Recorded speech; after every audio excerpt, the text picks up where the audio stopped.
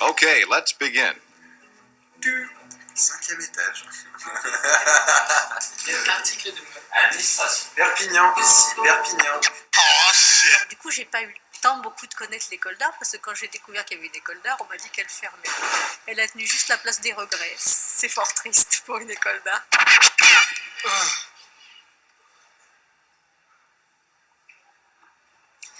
Vous êtes toujours en direct de Radio Talk au Palais de Tokyo sur 88.0 et en direct streaming sur radioradio.fr.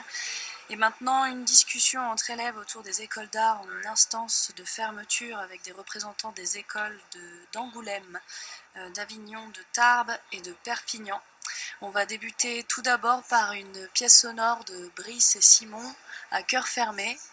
C'est parti pour la pièce sonore.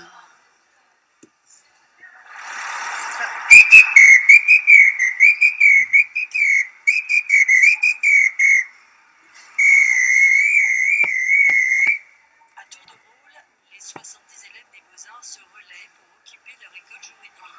Une décision qui fait suite au conseil d'administration qui s'est tenu le 21 mai dernier. Pour les élèves, les signes précurseurs d'une fermeture définitive se multiplient. Toujours pas de nouveau directeur digne de ce nom, selon eux, des inscriptions en première année toujours bloquées, une absence de dialogue et un mépris des pouvoirs publics, mais surtout le projet de la ville de Perpignan, principal financeur de cet établissement public de coopération culturelle, de mettre en place un master universitaire. Une mascarade s'indignent les élèves des Beaux-Arts. Est-ce qu'il faut faire un test avant? Non, quand tu vas Que c'est écrit. Ah, non. Oh, ouais. We, the students and professors of the committee, have decided to occupy the property of the School of Fine Arts of Perpignan in order to make our voices and demands understood. In the current state of affairs, the places dedicated to art are all threatened, of which many have already closed their doors forever.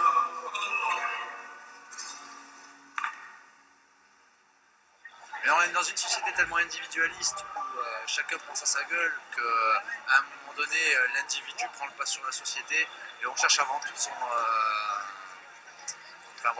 propre confort avant justement de se mettre en danger et de faire quelque chose. Voilà, quoi. Le blabla c'est bien un moment, quoi. À un moment donné il faut de l'action. Il faut de l'action concrète, c'est-à-dire quelque chose qui leur fasse peur, qui les bloque, qui leur donne envie de marchander. Et tu penses quoi par action spontanée derrière la tête qui pourrait se passer? Malheureusement, non, j'ai pas forcément d'idée. Je te dis, je suis pas super revendicateur, mais je sais pas, qu'est-ce qui est important pour nos politiques en ce moment? Voilà. Et ce qui est important, il faut leur bloquer. Comme ça, ils marchent. La politique, c'est ça, c'est du marchandage.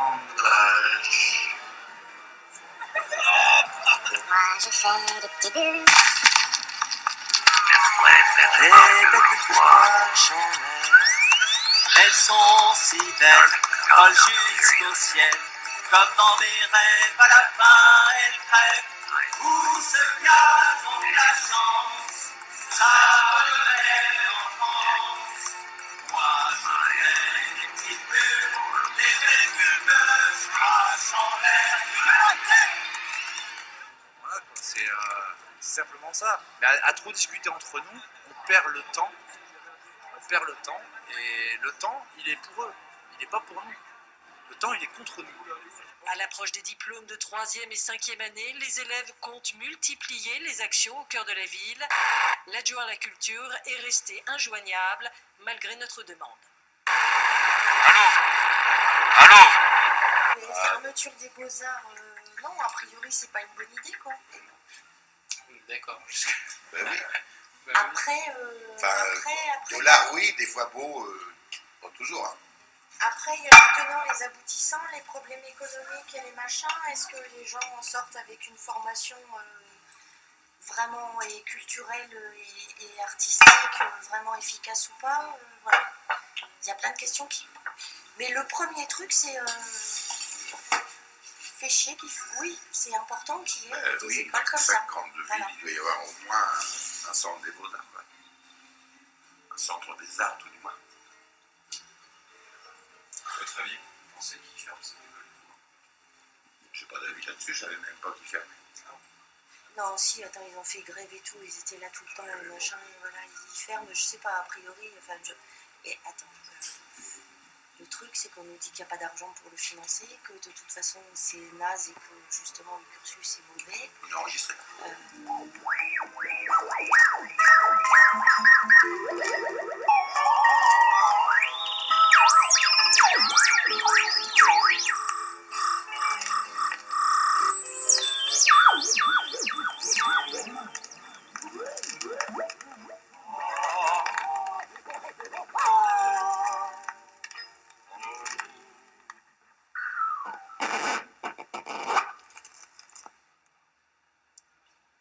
Bonsoir. Bonsoir. Bonsoir Maxime Reynaud, Emmanuel Anthony, Myrène Berissiba et Bonsoir. Brice Villan. Bonsoir. Alors, on est cet après-midi autour de cette table sur Radio Talk pour parler de la fermeture imminente de certaines écoles d'art en France. Et on a commencé par entendre une pièce sonore de Brice Villan, qui est élève à l'école de Perpignan, présentement en 3e année. Brice, est-ce que tu peux nous en dire un petit peu plus sur cette pièce?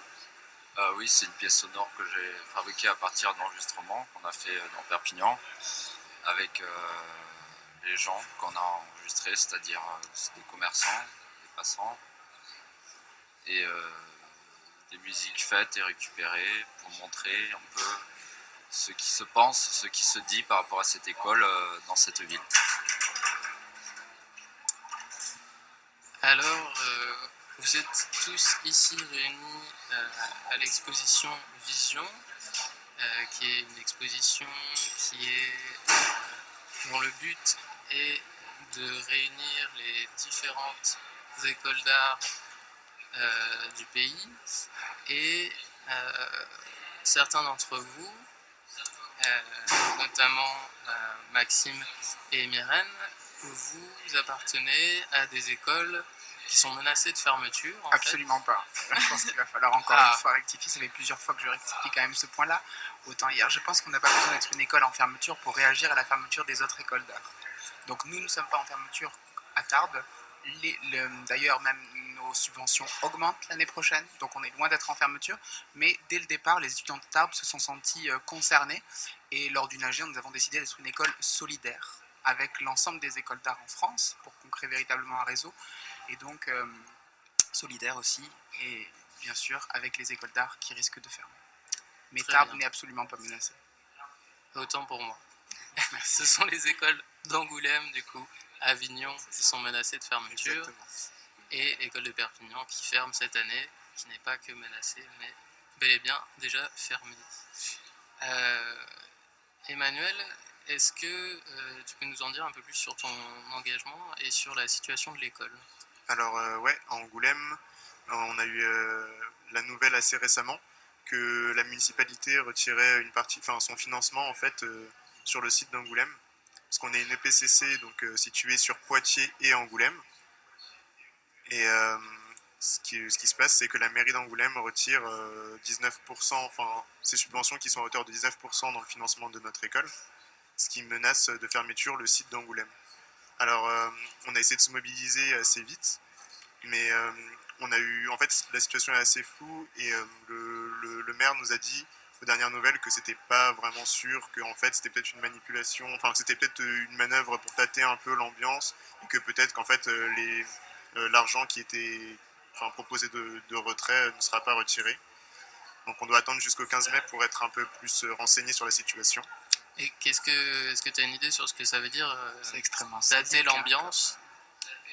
L'ambiance, comment ça? Tu disais que c'était une manœuvre pour tâter l'ambiance. Mais apparemment, ce serait pour récupérer du financement venant de d'autres municipalités, enfin, ou du Grand Angoulême, parce que la communauté d'agglomération, ou alors de la région. Et donc en menaçant de fermer, ils s'attendaient à ce qu'on réagisse et que du coup ils reçoivent de l'argent aussi. Enfin, c'était ce qu'il nous a dit, mais je pense que c'est plutôt un bluff on ne sait pas trop exactement en fait. D'accord, dans tous les cas c'est une manœuvre politique mais on ne sait pas trop dans quel sens. Ouais, en tout cas ça se tourne sur la culture et c'est ça qui nous embête, et puis c'est l'école d'art qui est menacée en premier, même si en fait tous les événements culturels sont plus ou moins menacés dans la ville. Enfin, on est les premiers un peu à souffrir de ça, sachant que l'école va pas très bien à la base, on a fait 1 an sans direction.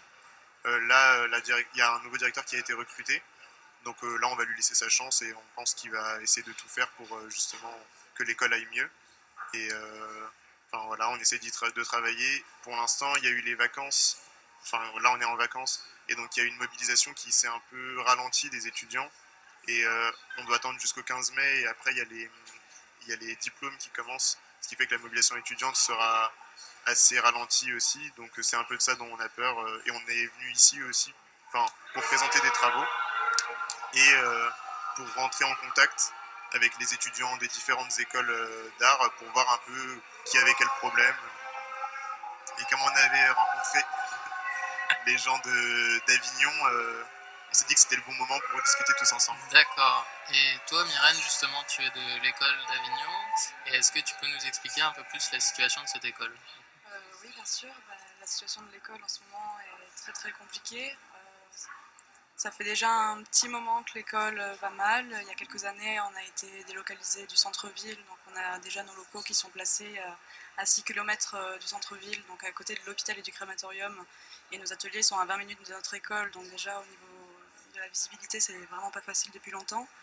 L'année dernière, on avait subi une baisse de 8% de la part de la mairie. Cette année, on a encore appris que la mairie allait nous baisser nos subventions, notre budget.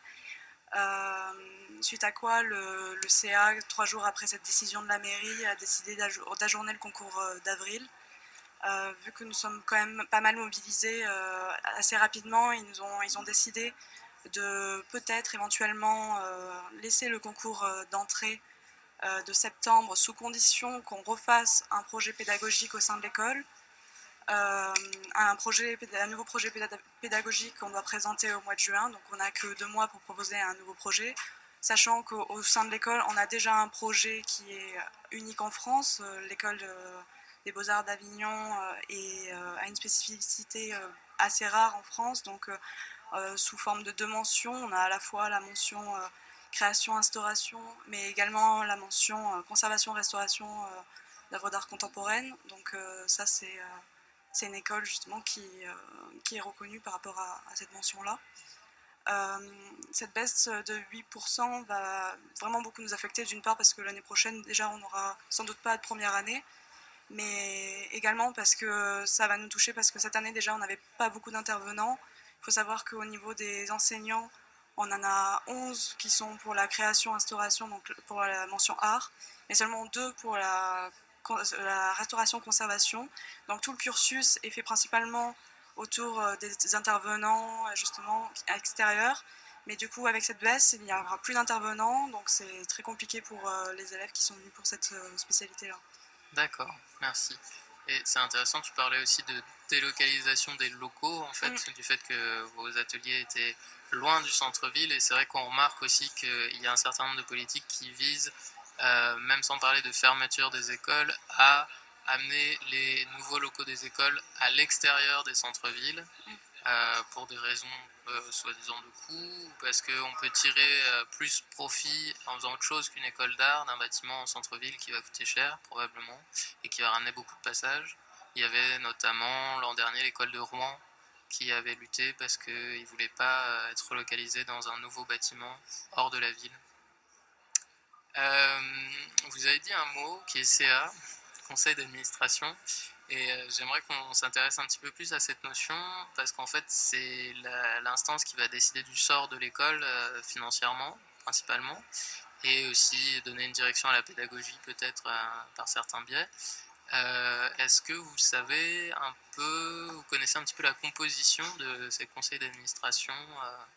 Peut-être Emmanuel, tu peux nous expliquer un petit peu? J'ai plus exactement le nombre d'intervenants en tête, mais nous dans notre CA sur le PCC ESI Angoulême-Poitiers, il y a des représentants de la ville, enfin des 2 villes en fait, des 2 municipalités, donc de Poitiers et d'Angoulême. Il y a des représentants de la région, maintenant c'est la grande région, donc ces représentants ont, je crois, changé. Il y a des représentants du ministère, et ensuite il y a des représentants de l'école, mais sur 19 personnes, il n'y a que 4 personnes qui représentent les étudiants et les enseignants. Ce qui fait que pour tout ce qui est décision, en fait, on n'a aucun poids dans les prises de décision liées à l'école. Sachant que le CA contrôle beaucoup de choses, enfin voilà, c'est l'instance principale. On a beaucoup réfléchi à Angoulême sur revoir les statuts en fait, du CA pour donner plus d'importance aux personnes qui sont dans l'école lors des décisions en fait. Et je sais que l'Andea aussi a fait ces propositions-là et qu'on s'est un peu basé, on a lu ce qu'ils ont écrit. Et donc voilà, c'est quelque chose qui je pense est intéressant à réfléchir pour toutes les écoles, de bien se renseigner sur la façon dont fonctionne un CA et la représentativité qu'il y a pour les étudiants et pour les enseignants. Et est-ce que vous pensez qu'il y a une évolution possible de ce genre de chaîne hiérarchique en fait? Est-ce que c'est possible pour une école de s'émanciper un petit peu de sa première source de revenus en fait, voilà, d'une manière au niveau de la ligne directrice des enseignements et des investissements? Est-ce qu'il y a une possibilité de changer ça à votre avis? Une communication possible avec les mairies en fait? Moi, je peux parler d'un exemple concret. Nous, par exemple, au début de l'année à Tarbes, c'est vrai que dès le début de l'année, on a décidé de réfléchir sur notre position au niveau de la municipalité, et on s'est aperçu que les gens ne savaient pas que l'école existait, alors qu'elle est dans le jardin central de Tarbes, un lieu magnifique, le lieu où il y a sûrement le plus de passages, et les gens ne savaient pas qu'elle existait, ou ils pensaient qu'elle était fermée, ou ils pensaient qu'elle était à Pau. C'est ça aussi, des fois, le PCC, on se dit l'école a été transférée à Pau. Donc on a décidé de créer la visibilité. Est-ce que tu peux nous expliquer ce que c'est un EPCC? Un EPCC, si je ne dis pas de bêtises, c'est un rassemblement de plusieurs écoles qui se rassemblent, je pense, pour des questions économiques et de mutualisation. Malheureusement, nous, notre expérience à Pau-Tarbes, c'est que la mutualisation est très difficile, c'est souvent très hétérogène. Et par exemple, quand on nous dit qu'on va fermer un labo de sérigraphie, un studio de sérigraphie pour en ouvrir un autre à Pau et qu'on travaillera tous ensemble, souvent c'est pas pensé, parce que c'est pas possible, parce que ce qui n'est pas pensé souvent c'est le transport des étudiants, le transport. Puisque Tarbes, c'est à combien de kilomètres de Pau par exemple? C'est à 40 minutes. D'accord. Si le transport n'est pas pensé, ça devient très difficile. Voilà, donc si je reviens sur la relation avec la municipalité, nous on a décidé de se rendre visible et surtout de se rendre utile à la ville. On a décidé de les devancer. Donc finalement, par des choses très concrètes, on a décidé d'ouvrir notre école le week-end, de présenter des expositions, de voir tout ce qui était fait par le milieu associatif à Tarbes ou par la mairie, et de se rallier à tout ça et finalement de se faire voir. On a ouvert l'école, les gens sont venus dans l'école, souvent ça a dépassé nos espérances, on est arrivé à plus de 1000 personnes en un week-end qui est venu voir l'école pour une exposition en lien avec Octobre Rose contre le cancer du sein. Et donc peu à peu est remonté à la mairie, est remonté au maire et à la mairie plein de choses positives vis-à-vis de l'école et ses étudiants. Les gens disaient « Oh, l'école de Tarbes, on a vu une exposition.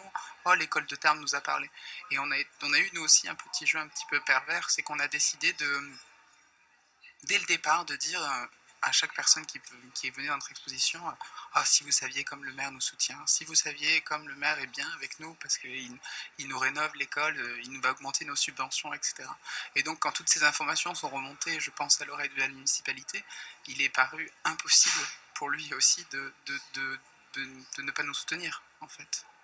Oui. Donc, en somme, tu parles de jouer sur le terrain de la politique aussi, et tu penses qu'une des solutions, c'est la communication vers l'extérieur, l'ouverture de l'école à l'extérieur. Mais c'est vrai qu'on entend souvent, enfin moi, dans les 2 écoles d'art que j'ai pu faire, très peu de gens savent qu'il y a une école d'art, même si elle est en plein cœur de la ville, en effet. Et c'est vraiment un problème. Je pense que c'est le problème principal, en fait. C'est-à-dire que si on veut jouer avec les politiques, il faut savoir jouer politique. Malheureusement. Et depuis combien de temps vous avez commencé à mener ce projet? Depuis septembre. D'accord. Et ça a déjà porté ses fruits parce que d'ores et déjà, la mairie va augmenter nos subventions. Ouais, en tant qu'étudiant à Angoulême, je pense que c'est pareil, nous, dans notre ville, la spécialité de la ville, c'est la bande dessinée. On est connu pour le festival de la bande dessinée, et puis il y a une mention bande dessinée dans notre école, mais personne ne connaît vraiment l'école. Les gens savent qu'il y a une sorte d'école de la BD, mais ils sont pas vraiment sûrs. Ils savent pas non plus que c'est une école d'art, et c'est vraiment, je pense, pour toutes les écoles, le meilleur truc à faire, c'est un peu comme ce que vous avez fait en fait. De se rendre visible dans les villes, parce qu'à partir de là, on a moyen d'avoir, quand un coup dur arrive, de devancer un peu le problème, quoi, en fait. Et nous, c'est ce qu'on va essayer de faire aussi, mais bon, on s'y prend un peu tard parce qu'on le fait après la coupe, mais après l'annonce de coupe en tout cas. Mais en tout cas, pour ceux qui sont pas encore dans cette situation, c'est vrai que c'est une bonne idée, quoi. Est-ce que vous pensez que c'est une idée volontaire pour la mairie de ne pas vous laisser une visibilité à travers la ville ou autour, ou sinon c'est peut-être un geste politique maladroit? Enfin, nous, dans notre cas, absolument pas. Je pense que c'était juste que... Je pense qu'il faut aussi que les étudiants prennent à bras le corps leur école. Et je pense qu'il fait la spécificité d'une école d'art en France, c'est que c'est à la fois un lieu d'enseignement, mais à la fois un lieu de culture. Et il n'y a rien de péjoratif ou de dégradant à vouloir ouvrir son école et en faire presque un lieu de médiation aussi, parce qu'on fait partie de la chaîne culturelle française en France, et je pense il faut revendiquer ce rôle, et donc se rendre utile aussi, en fait. Parce que si l'école d'art est un espèce d'endroit fermé où on imagine que c'est un repère de hippies et de punk à chiens, évidemment, parce que c'était l'image qu'avaient les gens à Tarbes, c'était oh, bah, de toute façon, ils sont drogués, on ne sait pas ce qu'ils font, etc. Et donc, quand on a commencé à ouvrir l'école sur la ville et que la ville est rentrée dans l'école, elle s'est rendue compte que c'était pas du tout ça, en fait. Mais ça, c'était un problème de communication aussi des étudiants, auprès de la direction, certes. On a un nouveau directeur aussi, je pense que ça a beaucoup joué là-dessus. Mais surtout des étudiants. Par rapport à Avignon, par contre, on a vraiment l'impression qu'ils sont en train de tuer l'école à petit feu, au contraire, parce que là, ça fait... avec le fait qu'on a été délocalisé, qu'on a été sur 2 locaux différents, il faut aussi se dire, Avignon c'est quand même une ville très culturelle, et avec il y a le festival aussi pendant tout le mois de juillet. En centre-ville, il y a énormément de locaux qui ne sont pas utilisés, on n'a jamais eu du soutien de la mairie, on n'a jamais eu la mairie qui est venue voir nos travaux également. Du coup, avec toutes ces baisses de subventions, plus là le concours d'entrée qui est annulé, on peut se poser la question, en effet, est-ce que c'était prémédité aussi, ce choix-là? Et est-ce qu'à Avignon, vous avez un lien de quelque sorte, que ce soit avec la population du quartier, par exemple, de l'école d'art? Comment ça, du quartier? Autour de notre... Oui, les habitants de la ville, en fait. Justement, en fait, le fait aussi que notre école, donc, comme je le disais tout à l'heure, est quand même dans une zone, on va dire, à côté de l'hôpital. Donc c'est vrai qu'on ne peut pas non plus se permettre de faire n'importe quoi, on va dire ça comme ça. On peut pas... C'est assez compliqué aussi de montrer notre travail dans cette zone-là. Par contre, on a commencé justement au début de la mobilisation à se bouger et aller en fait en centre-ville pour montrer nos travaux. Donc on a organisé des performances également le jour en fait avant le CA, le conseil d'administration, pour montrer à la mairie qu'on était là. Il y a tous les étudiants qui se sont mobilisés devant la place de la mairie. Ils étaient positionnés toute la journée debout avec leurs œuvres dans les mains, et du coup c'était tout en silence, c'était très très beau, et les gens justement s'arrêtaient, se questionnaient pourquoi vous êtes là, et du coup on a pu justement dialoguer justement avec tous les habitants et leur expliquer que voilà, qu'on existe encore, que notre école est là et que nous on se bat pour justement la garder. Après il y a tout ce travail là qu'on est en train de continuer à faire. On a aussi fait des projets, on s'est fait filmer tous les étudiants, on a pris nos portraits, et maintenant il y a une vidéo qui est en diffusion avant chaque film dans les cinémas d'art et essai à Avignon, justement pour que les gens puissent voir nos visages et qu'ils puissent comprendre qu'on a vraiment besoin d'aide en ce moment et de soutien. Est-ce qu'on peut retrouver cette vidéo sur internet? Oui, bien sûr. Depuis le mouvement, on a créé nous un WordPress, donc c'est très simple, il suffit de taper étudiant ESA, donc ESAA.wordpress.com. Et puis il y a également, j'en profite, il y a une pétition qui est en ligne justement pour nous soutenir sur change.org. Il suffit simplement de taper École supérieure d'art d'Avignon en danger. Et dessus, en fait, que ce soit sur WordPress ou sur la pétition, on explique aussi tout notre combat depuis les quelques semaines. Il y a toutes les vidéos, il y a aussi les articles, les communiqués. On est aussi passé sur France 3, donc il y a toutes ces informations-là. Et en fait, l'école de Perpignan, l'an dernier, quand elle se battait contre sa fermeture, elle a aussi mené quelques actions dans la ville. Et j'aimerais bien te demander, Brice, de nous raconter un petit peu ce qui a été fait, parce que je trouve que ça avait l'air assez frappant aussi. Et je pense que ça a joué dans le contact avec la population et que c'était important, même si ça n'a pas pu empêcher la fermeture de l'école. Oui, c'est vrai. Disons qu'à partir du début de l'année dernière, on a appris que l'école était... déjà, elle était en réel danger depuis 2006. Il y a eu des problèmes avec la mairie qui font qu'elle a eu beaucoup de mal à vouloir donner de subventions à l'école. Elle a même fermé, je crois, en 2008 ou 2009. Bon, j'étais pas encore là. Mais en tout cas, à partir de janvier 2015, le chargé à la culture a réellement signé un contrat pour la fermeture de l'école en juin 2016. Donc à partir de là, nous avons créé un collectif étudiant. Entre étudiants, nous étions 80. Nous sommes mis en vente sur eBay. Du coup, on a interpellé la presse, la télévision, la radio aussi. On a mené plusieurs actions dans la ville, comme par exemple... on a occupé l'école à partir de mai jusqu'à milieu juin, c'est-à-dire jusqu'à après les diplômes des 3e et 5e années, donc jusqu'à la fermeture de l'école, où on essayait de faire venir tous les gens de la ville, on crée une exposition. Je m'entends plus. On a créé une exposition qui s'appelle le Pop Club, on a fait venir 400 personnes en tout de la ville, donc c'était vraiment bien, c'était une très bonne occasion de se montrer, de dire qu'on était là, qu'on existait, et qu'on fait des choses, et que nous sommes vraiment dans une vraie école. On a aussi mené une action devant l'annexe de la mairie, c'est-à-dire qu'on a été une trentaine d'étudiants à balayer la devanture de la mairie, à nettoyer le sol. C'était un geste satirique pour les embêter, pour montrer qu'on reste pas que dans notre école, qu'on peut aussi bouger dans la ville. Et je pense qu'on a pu tous constater d'une manière générale que finalement, quand on demande aux gens autour de nous, ou quand on demande de l'attention à la ville, le retour est plus que positif, et que donc il y a bien une décision politique qui n'est pas forcément en lien avec une volonté populaire, ou parce qu'un des arguments quand même qu'on entend souvent dans la bouche des politiques pour fermer des écoles d'art contemporain, c'est de dire que c'est élitiste.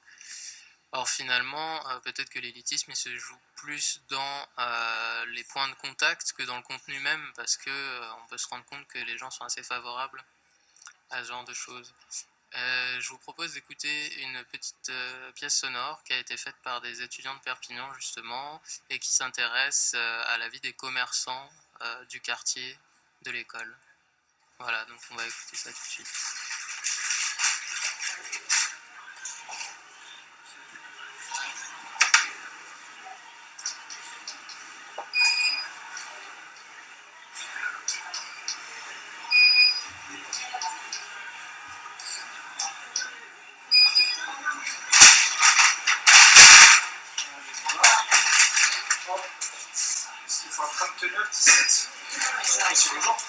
Bonsoir.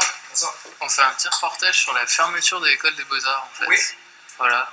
On voulait savoir déjà si vous étiez au courant que ça ferme. Non, pas. Après, j'en avais entendu parler, mais j'étais pas. J'ai une dame qui est professeure là-bas, mais je ne savais pas quand c'est que ça allait fermer. D'accord. Bah, ça ferme en juin là. D'accord. Voilà. Et bah, qu'est-ce que c'est pour vous l'art en fait?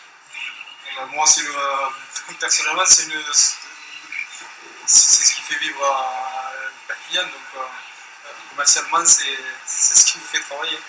Ah oui. Oui, moi, je suis quand même au centre, en face du centre d'art contemporain, des Beaux-Arts, il va y avoir le musée Rigaud, donc on est vraiment dans le cœur de l'art ici. D'accord. Et du coup, vous pensez que c'est une bonne idée de fermer les Beaux-Arts ou... Non, ça m'apporte une clientèle, donc ça va faire encore partir des personnes du centre de Perpignan. Hein. Si on continue comme ça, il n'y aura plus grand chose. Ah bah moi c'est une perte de CA, un truc de fou. Ouais. Et oui. Et c'est surtout pas cohérent. Parce que si le seul argument que la mairie nous oppose, c'est une histoire de coût. Le personnel, il va être reclassé. Donc ça va coûter exactement pareil. Et puis, pour moi, la culture et l'enseignement, c'est pas une activité économique comme les autres. Alors quand je vois comment sont dépensés nos impôts de temps en temps, là ça me choque, là, tu vois. Parce qu'à côté de ça, quand même, on va nous refaire tous les trottoirs, là. Alors que moi, j'en ai rien à foutre de tous les trottoirs.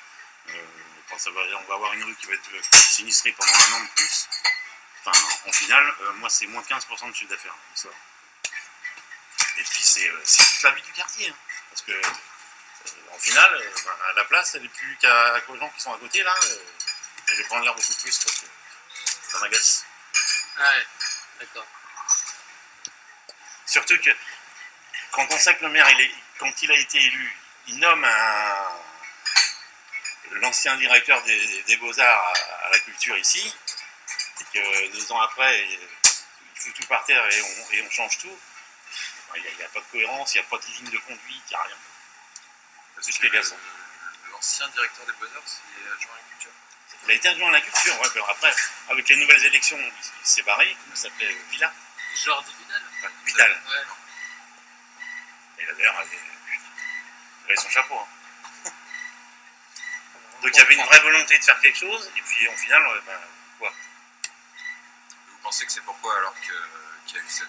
Je pense qu'il y a de l'argent quand même dans la culture au final. Peut-être qu'il y a une histoire du coup. Non mais je veux dire, ils mettent de l'argent ailleurs dans la culture. On est d'accord. Regarde, après, les symboles politiques, on est pas loin, quoi.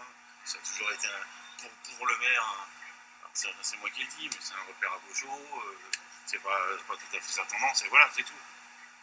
Bon. C'est ça, on fait des subventions, des clubs de foot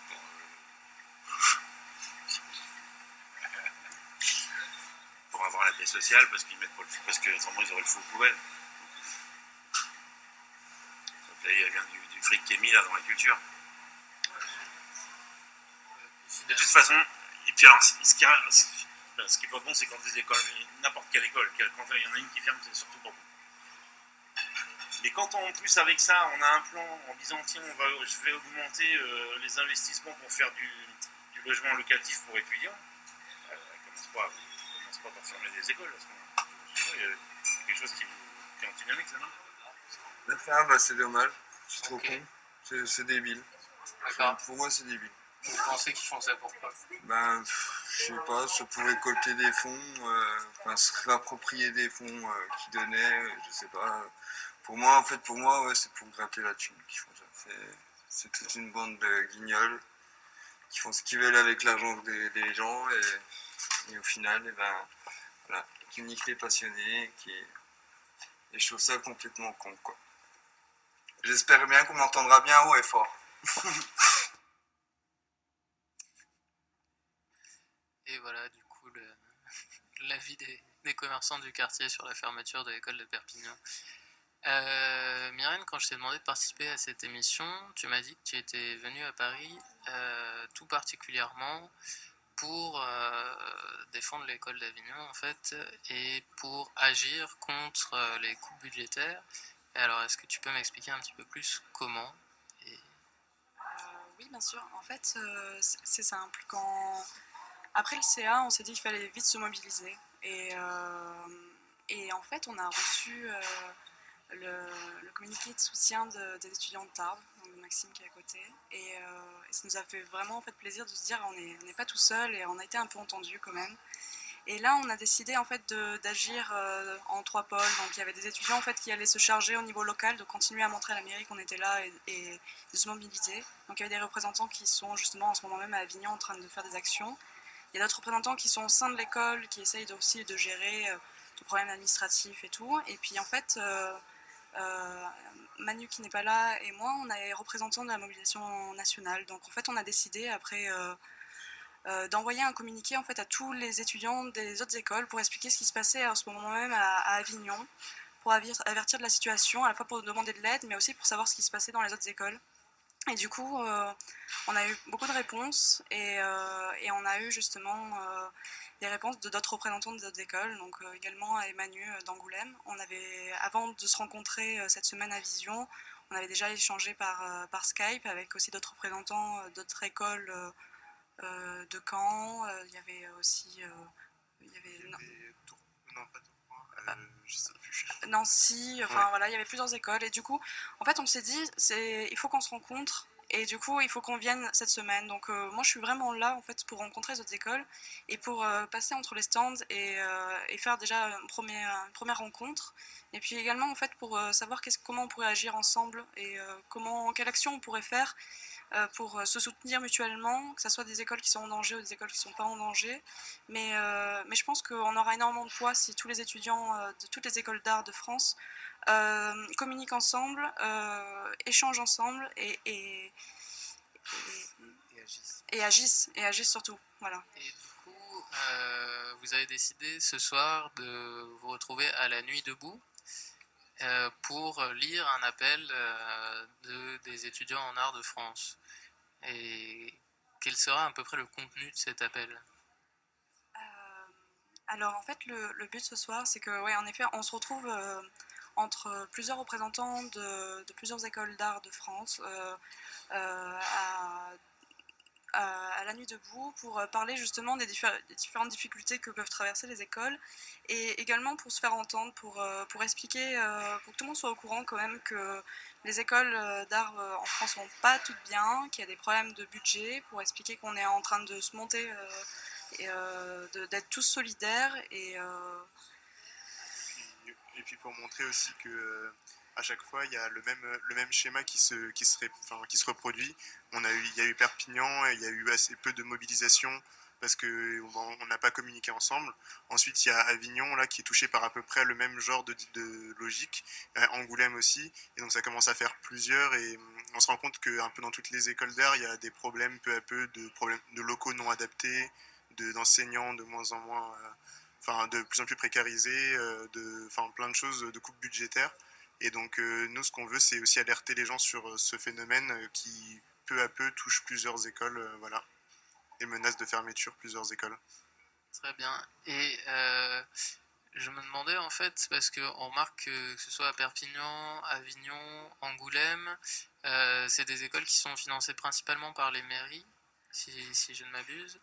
Et en fait, est-ce que vous pensez que ce serait possible pour l'État, à un autre niveau, justement si on parle de coordination nationale, de se réengager dans ces écoles-là? Est-ce que ça paraît un horizon imaginable?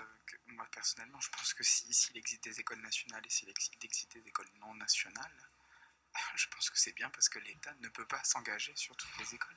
Et justement, moi, ce qui m'inquiète, c'est que j'ai l'impression que ce qui se dessine, c'est peut-être qu'il restera 5 écoles d'art nationales publiques et peut-être tout le reste des autres écoles qui deviendraient privées. Est-ce que une demande de nationalisation des écoles sera envisageable, par exemple?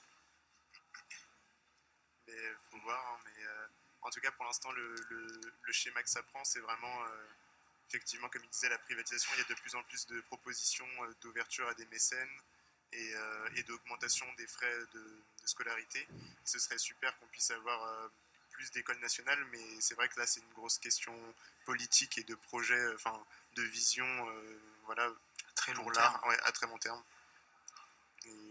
Mais ce serait bien. Hein. Mais en tant qu'étudiant, c'est sur quoi on peut nous déjà, on peut montrer ce qu'on fait, montrer qu'on existe, avoir une action commune.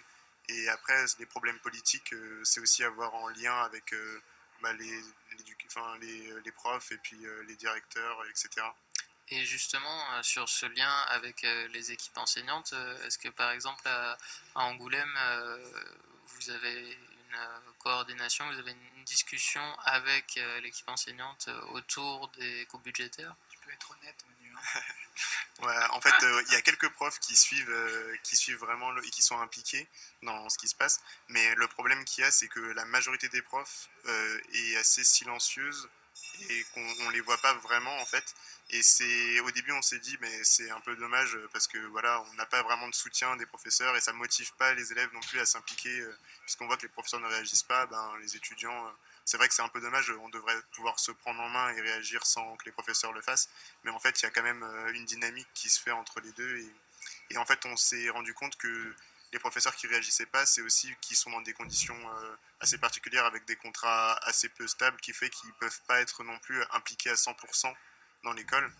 Et donc ça, c'est à voir à leur niveau qu'il y ait qu'il y ait une mobilisation pour faire évoluer, voilà, changer ce problème. Mais nous, en tant qu'étudiants, du coup, ce qu'on fait, c'est juste que voilà, on essaie de montrer, voilà.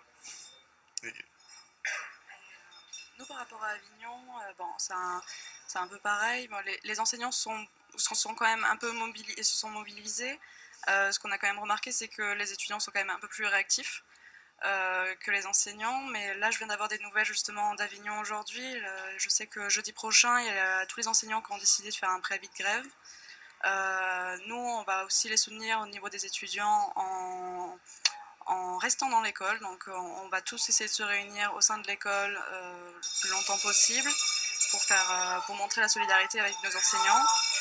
Après sinon, je pense qu'il est quand même essentiel que ce combat reste aussi étudiant et enseignant, mais séparé quand même, parce que je pense qu'on aura plus de poids si les enseignants d'un côté et les étudiants de l'autre, mais si on va dans le même but. Et est-ce que tu crois que c'est possible que les étudiants et les enseignants aient des objectifs communs, en fait, des revendications communes?